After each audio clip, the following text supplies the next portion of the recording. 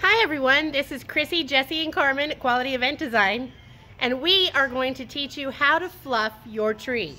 We go to so many different places and we see people that have just pulled their artificial trees out of the box and put them up and said, oh, it's done.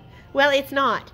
So we want to kind of give you a step-by-step on how to properly present your tree after you put it all together. This has nothing to do with anybody or their Christmas decor. I just see everybody's posts and like them selling their Christmas trees from last year, and they end up looking like this. Like just a stick that looks like it's all compacted and put together, and nobody ever knew that they needed to fluff their tree.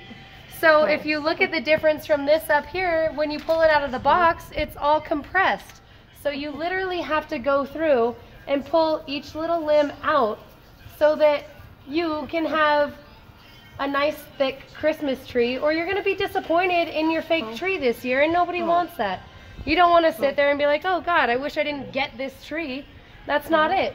So you can clearly see the difference from the bottom of our tree here, which is nice and thick, except for this guy, which I haven't fluffed yet. He got lost in the mix.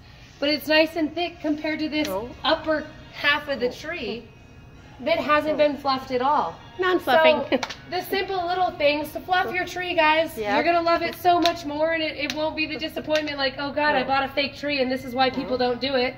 So once the tree is completely fluffed and put together, we will take another quick video, and then we'll go into how to properly decorate your tree and easy, simple ways to make it look fabulous.